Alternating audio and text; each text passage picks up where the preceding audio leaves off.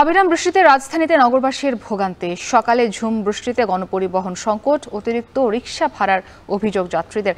রাজধানীর আবহাওয়া পরিস্থিতির সবশেষ খবরাখবর জানাতে যুক্ত হয়েছেন সহকর্মী সাজিদ আরাফাত। সাজিদ, জানাবেন যে আবহাওয়া অফিস কি বলছে, এমন বৃষ্টি আর কয়দিন থাকবে?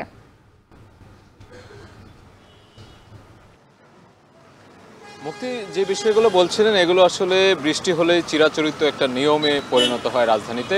আমি আপনাকে একটু জানাতে চাই যে আবহাওয়া অফিসের বরাত দিয়ে যে তথ্যটি আমরা জানতে পেরেছি,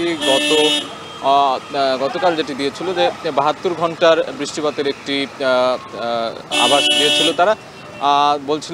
তারা বলছিল শুক্রবার পর্যন্ত বৃষ্টি হতে পারে। সেই দৃশ্যই আমরা দেখছি। আজ বৃহস্পতিবার, কর্মদিবস রয়েছে। মানুষ সকাল থেকে আসলে অফিসগামী যারা মানুষ রয়েছেন তারা বৃষ্টিতে ভোগান্তি পোহাচ্ছেন, আমরা সেই চিত্রই দেখতে পাচ্ছি। এই মুহূর্তে মতিঝিল এলাকায় রয়েছি।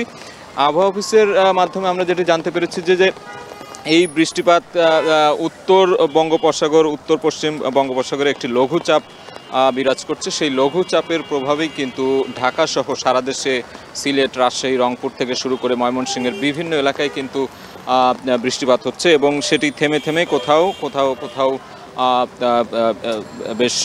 বেশি বৃষ্টিপাত হয়েছে, কোথাও কোথাও ঝিরিঝিরি বৃষ্টিপাত, থেমে থেমে বৃষ্টিপাত চলছে। আমরা রাজধানীতে সকাল থেকে দেখছি যে থেমে থেমে বৃষ্টি চলছিল। এই মুহূর্তে বৃষ্টিপাতের পরিমাণ কিছুটা বেড়েছে এবং আকাশ কিন্তু মেঘলা রয়েছে, অর্থাৎ আজ সারাদিনই এই বৃষ্টি অব্যাহত থাকবে বলেই এমন আভাস কিন্তু আবহাওয়া অফিস দিয়েছে এবং আগামীকাল শুক্রবার পর্যন্ত, অর্থাৎ ৭২ ঘন্টার যে তারা পূর্বাভাস দিয়েছিল সেই পূর্বাভাস অনুযায়ী আগামীকালকেও এই রকম পরিস্থিতি বিরাজ থাকবে বলে আমরা জানতে পেরেছি। এবং আরেকটি বিষয় জানিয়ে রাখি যে সকাল থেকে যারা গণপরিবহনে করে বা সকালবেলা অফিসগামী যে মানুষগুলো রওনা দেন তারা কিছুটা বিপাকে পড়ছেন, অর্থাৎ বৃষ্টি হলেই জলাবদ্ধতার সৃষ্টি হয় বিভিন্ন জায়গায়, সেই দৃশ্যটি আমরা দেখছি।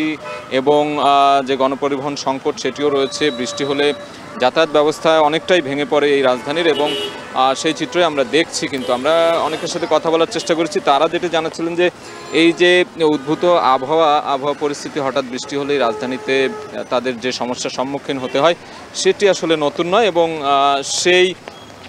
সেই সমস্যাকে সঙ্গী করেই তারা কিন্তু নিজ নিজ গন্তব্যে বা অফিসে কিন্তু যাচ্ছেন। আমরা এই বিষয়টি দেখছি।